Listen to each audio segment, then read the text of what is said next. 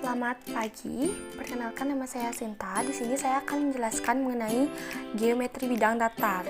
Nah, langsung saja kita ke daftar materi atau subbabnya. Jadi di sini kita akan belajar mengenai yang pertama di kedudukan titik. Kita akan belajar mengenai kedudukan titik terhadap titik, kedudukan titik terhadap garis, kedudukan titik terhadap bidang.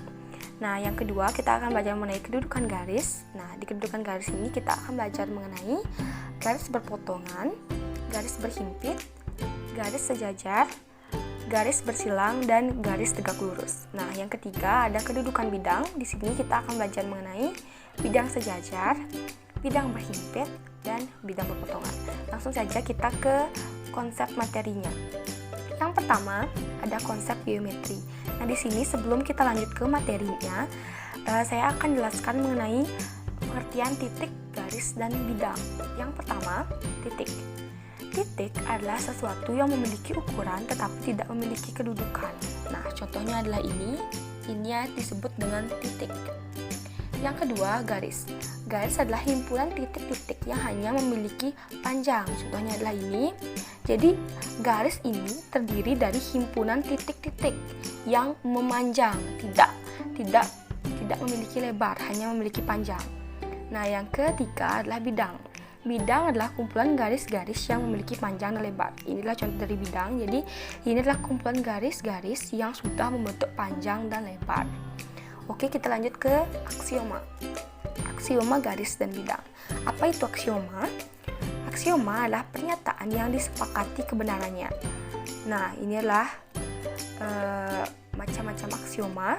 Yang pertama, melalui dua buah titik sembarang hanya dapat dibuat satu garis lurus. Inilah contohnya. Jadi melalui dua titik ini hanya dapat dibuat satu garis lurus ya. Garis lurusnya entah miring, entah tegak, yang pasti hanya dapat dibuat satu garis lurus. Yang kedua, jika sebuah garis lurus dan sebuah bidang datar mempunyai dua titik persekutuan, maka garis lurus tersebut seluruhnya terletak pada bidang. Ini adalah contohnya. Jika dia mempunyai dua titik persekutuan atau lebih seperti ini, maka seluruh garis ini terletak pada bidang. Nah, ini seperti di gambar ini. Yang ketiga, melalui tiga titik sembarang hanya dapat dibuat satu bidang. Inilah contohnya. Jadi melalui tiga titik ini hanya dapat dibuat satu bidang, entah segitiganya sama sisi ataupun sembarang, intinya hanya dapat dibuat satu bidang. Oke, kita akan lanjut ke materi pembahasannya. Yang pertama adalah kedudukan titik. Nah, di kedudukan titik ini yang pertama ada yang namanya titik berhimpit. Nah, titik A berhimpit dengan titik B. Nah, ini artinya seluruh bagian pada titik A ini terletak pada titik B. Yang kedua, titik A dan B tidak berhimpit. Nah, ini terlihat sekali perbedaannya. Di sini ada jarak, sementara di sini tidak ya. Jadi titik ini A ini tidak berhimpit pada titik B. Yang kedua adalah kedudukan titik terhadap garis. Nah, di sini ada yang namanya titik terletak pada garis. Nah, ini adalah titik T terletak pada garis G. Ini artinya seluruh bagian pada titik T ini terletak di garis G. Yang kedua, titik T terletak di luar garis G. Nah, ini adalah contohnya. Jadi titik T ini tidak terletak pada garis G. Yang ketiga adalah titik terhadap bidang. Nah, di sini ada yang namanya titik terletak pada bidang. Di sini contohnya adalah titik T berada di bidang H. Inilah contohnya. Seluruh bagian pada titik T ini terletak pada bidang H. Yang kedua, titik T berada di luar bidang H. Inilah contohnya. Karena ini dua dimensi ya, ini maksudnya adalah di bawah. Jadi titik T ini tidak terletak pada bidang H. Lanjut ke kedudukan titik pada garis. Nah, di sini saya akan jelaskan konsepnya, yaitu ada perbedaan mendasar antara ruas garis dan garis. Nah, ini ruas garis dapat diperpanjang. Inilah contohnya. Jadi ruas garis AB ini tidak dapat diperpanjang lagi. Jadi hanya segini saja. Yang kedua, yang namanya garis itu dapat diperpanjang. Contohnya adalah garis AB ini dapat diperpanjang lagi secara lurus dan mendatar. Ya, jadi perpanjangannya itu hanya lurus, tidak ke atas atau ke bawah, lurus. Ya. Jadi di kedudukan titik pada garis ini yang pertama ada yang namanya titik A berada pada ruas garis BC. Nah, ini artinya seluruh bagian pada titik A ini terletak pada ruas garis BC. Yang kedua, titik A terletak di garis BC jika diperpanjang.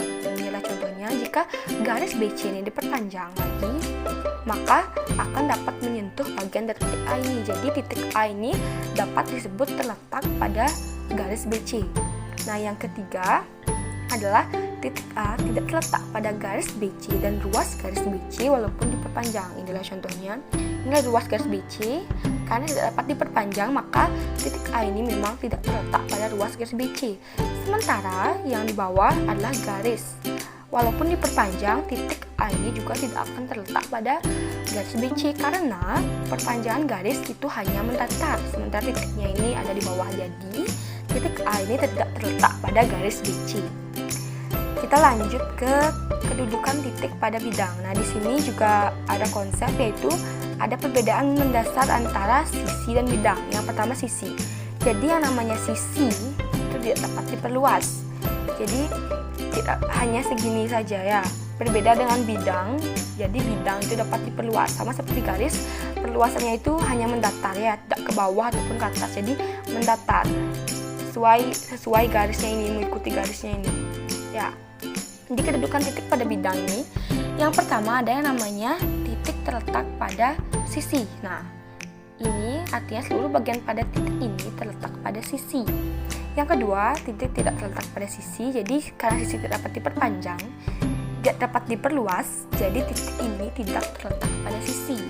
Berbeda dengan bidang, titik terletak pada bidang. Nah, ya di sini, jika bidang ini dapat luas lagi, maka akan dapat menyentuh bagian dari titik ini. Jadi, titik ini terletak pada bidang.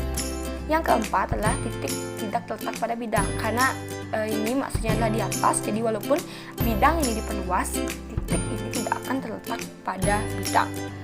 Oke, kita lanjut ke kedudukan garis.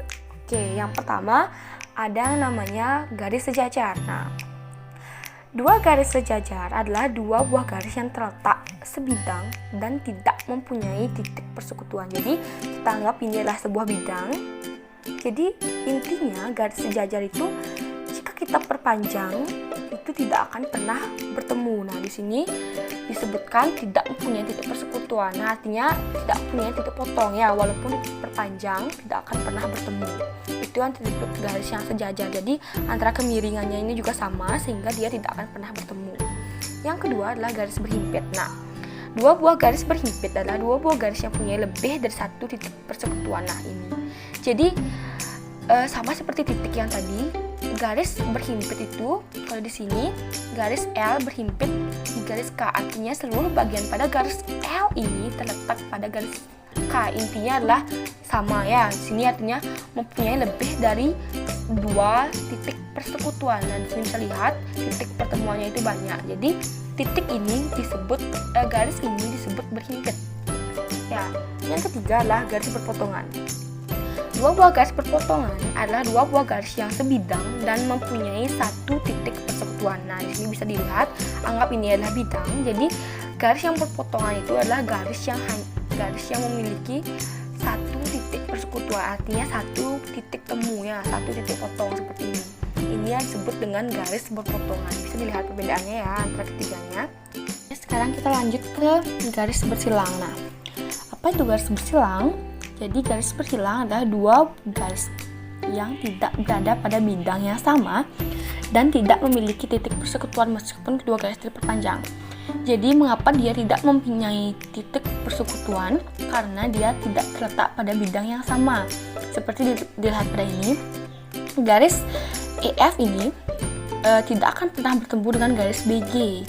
Karena bidangnya berbeda, walaupun terus diperpanjang, dia tidak akan pernah bertemu. Jadi itu yang disebut dengan garis bersilang.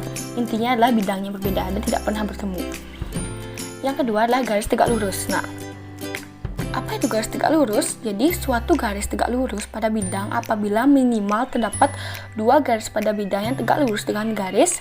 Akibatnya seluruh garis pada bidang akan tegak lurus dengan garis. Nah, inilah contohnya. Ini yang disebut dengan garis tegak lurus dengan bidang. Nah, inilah contohnya. Ini adalah garis CG. Nah, garis CG ini tegak lurus dengan bidang AB CD. Nah, karena tegak lurus Jadi akibatnya seluruh garis pada bidang ini juga akan tegak lurus dengan garis CG. Nah, ini garis ini juga tegak lurus, artinya semua garis pada bidang ini akan tegak lurus dengan garis GC. Nah, ini bisa diperhatikan lagi. Kita lanjut ke kedudukan bidang. Nah, di kedudukan bidang ini yang pertama ada yang namanya bidang berhimpit. Nah, bidang berhimpit. Apa itu bidang berhimpit? Jadi dua bidang berhimpit jika pada kedua bidang tersebut memiliki lebih dari satu garis persekutuan. Ini adalah contohnya. Contoh bidang ABD dan bidang BC saling berhimpit. Nah, ini bisa dilihat bidang ABD dan bidang BDC saling berhimpit.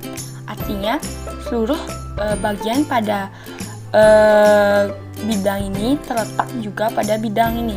Jika diperluas ya, karena bidang tidak dapat diperluas. Jadi jika ini diperluas maka akan mengenai bidang BDC. Sama juga jika bidang BDC ini diperluas juga akan mengenai bidang ABD. Jadi itu yang disebut dengan bidang berhimpit. Yang kedua adalah bidang berpotongan. Nah, dua bidang berpotongan jika terdapat satu garis persekutuan antara kedua bidang tersebut. Contohnya adalah bidang ABCD, bidang ABCD saling berpotongan di garis AD. Nah, ini bidang ABCD dan bidang ADFG berpotongan di titik AD. Nah, ini adalah garis perpotongannya. Jadi itu yang disebut dengan dua bidang berpotongan. Jadi hanya memiliki satu garis persekutuan. Ya, ini adalah contohnya. Ini adalah garis persekutuannya. Oke, kita lanjut ke bidang sejajar. Nah, apa itu bidang sejajar? Dua bidang sejajar jika tidak terdapat titik persekutuan antara kedua bidang tersebut. Jadi sama seperti garis, jika bidang ini diperluas, kedua bidang ini juga tidak akan pernah bertemu. Ya, karena letaknya berbeda. Ini di atas, ini di bawah. Nah, ini yang disebut dengan bidang sejajar. Contohnya adalah bidang EFGH dan ABCD. Oke. Itu adalah pembahasan dari saya. Ini adalah contoh latihan soalnya. Yang pertama, kedudukan titik B pada kubus tersebut adalah, jadi semoga kalian bisa menyebutkan apa itu kedudukan titik B pada kubus ini ya. Yang kedua, garis yang saling berhimpit dan saling berpotongan pada kubus tersebut adalah, saya sudah jelaskan apa itu garis yang berhimpit dan garis yang berpotongan. Yang ketiga adalah kedudukan bidang ABFE pada kubus tersebut adalah. Nah, semoga kalian bisa menjawab.